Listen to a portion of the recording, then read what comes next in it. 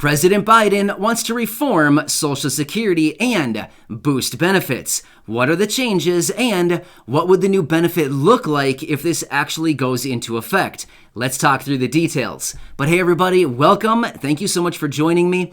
If you haven't done so already, or if you happen to be new here, please make sure to hit the subscribe button right down below the video, as it is totally free to do, and I am your one and only daily advocate right here on YouTube, as I am back every day to keep you updated with everything you need to know and to help you out in any way that I can throughout this time. Thanks for your support. I truly appreciate it, and I will be here for you every single day. Let's talk through this. So now that we have all the details of the two infrastructure packages, some people are coming out saying, hey, excuse me, where is the reform for Social Security and where is the boost to benefits? Well, maybe they just conveniently forgot to add it into the infrastructure package. I doubt it, but we'll give them the benefit of the doubt. But either way, it could be for a couple other reasons. One being, here's the deal. These infrastructure packages are likely going to be passed either separately or as one massive package with a budget reconciliation. Well, according to legislative rules, Social Security cannot be reformed with budget reconciliation. So maybe they knew this going into it and said, hey, let's just keep it out of here. We can jam it through faster if we don't have this in here for Social Security. We know how we're going to do this. This is the play. Look in the playbook. We're going to do budget reconciliation. Let's just keep it out. So that could be one reason why. Second reason is there's actually experts who are watching all this and saying it's highly likely that Democrats are going to come out with a Social Security reform bill later in the year. Well, if that's the case, we'll need to watch this very, very closely, as that would be huge, huge, huge for many people, especially if they take up some of the initiatives that we're going to talk about here in just a second as far as boosting benefits. Yeah, that could be huge. I'll talk through the numbers here for you in just a second. All right. So first off, what are a couple of the changes that President Biden wanted to make to Social Security? So number one, he wanted to re-implement the Social Security tax for those individuals earning $400,000 or more. So here's how this works. Social Security tax is paid on the first $142,800 of payroll, or like of income, right?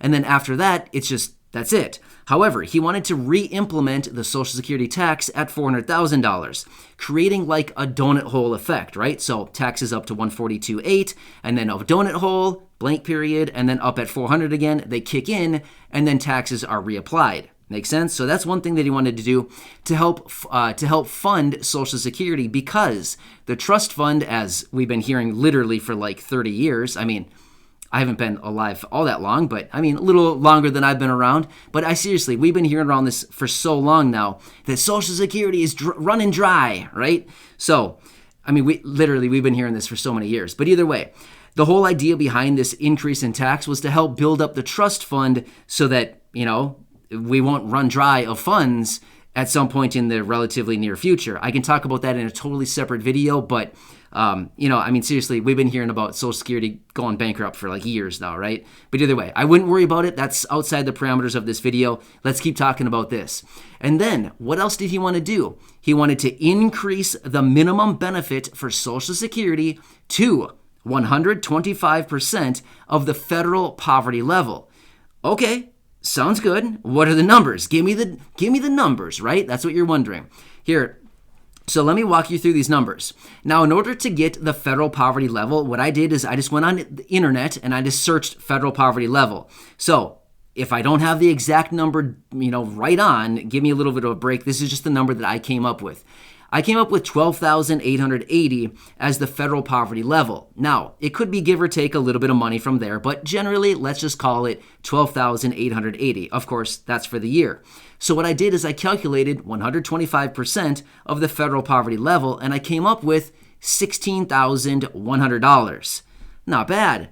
Not bad at all, right? That's like a $3,300 raise. I mean, pretty good, right? So we divided that out then. What I did is I divided the 16,100 divided by 12 to get an idea of, okay, if this actually went into effect, what would the minimum Social Security benefit be if it was actually 125% of the federal poverty level? And I came up with a number of $1,341 per month.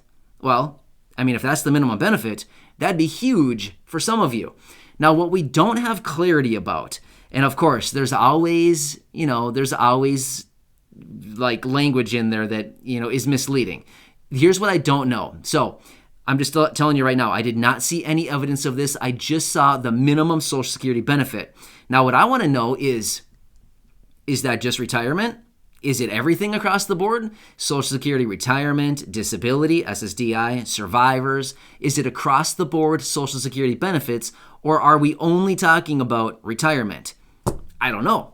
I did not see any specific information on that. I looked around a bit, and I didn't see anything specifying yes, only retirement, or yes, Social Security benefits across the board. So interesting. We would have to find out that, because that could be huge for some of you, especially those of you receiving SSDI who are maybe getting, I don't know, $620 a month, $851 a month, $902 a month, something like that. That'd be a huge, huge benefit. Even for those of you receiving retirement benefits, again, that'd be a huge benefit. I mean, I think the average retirement benefit is around $1,350 a month. But based on what I've seen down in the comment section over the last year now that I've been talking about this stuff, I really haven't seen many people with $1,350 as a retirement benefit. I mean, honestly, maybe a couple, but for the most part, I think most people are reporting, if you're lucky, maybe $1,000. I mean, seriously, it's rare to see a comment with somebody that says, I receive over $1,000 a month in Social Security benefits. Of course, a few people, but not many at all. So if this was actually the new minimum benefit for Social Security, this would potentially be huge for some of you to really grab your benefits and boost those things up. But in order to do that, they would certainly need to raise taxes, right? I mean, they would need to do something. I'm not saying raising taxes is the answer, or it isn't the answer. I don't really know. I mean, I'm not the guy behind all this. But either way, they would need to do something, because all of a sudden giving everybody a huge boost on their benefits, I mean, if they were concerned about running the trust fund dry before, I mean, this would do it really fast, right? And again, I'm not saying it's a bad thing as far as giving everybody a boost. I think it would be a great thing to give everybody a boost. But the deal is, where's the money going to come from, right? So how are they going to get that? How are they going to make sure that the trust fund is adequately supplied so that everybody can continue to get their benefits for many, many months and years going into the future? Of course, they would need to figure that out, and that would be a huge hurdle that they would need to cross in order to get that, that whole thing hammered out. So, like I said, it's likely that the infrastructure packages will be passed with budget reconciliation. So, as we can see, all this stuff here that we're talking about with Social Security simply can't be done through budget reconciliation. So, as a result, we're probably looking at an individual or possibly standalone bill later or sometime this year, according to experts. According to some of this information I've been finding, experts are saying, hey, watch your calendar. There's going to be something coming down later this year talking about Social Security reform. So I'm excited to see what they come up with and what they actually plan on doing. Either way, it'd be pretty cool if they actually did increase benefits, right? Like 125% of the poverty level. I mean, that'd be huge. I mean, massive. And this is something that's totally separate of that raise that we've been talking about over the last couple of weeks here for SSI benefits, supplemental security income. These are two separate proposals, totally separate. Anyway, I hope that helps you out, but either way, a lot of stuff we need to continue watching along with the infrastructure packages, stimulus checks, all this other business.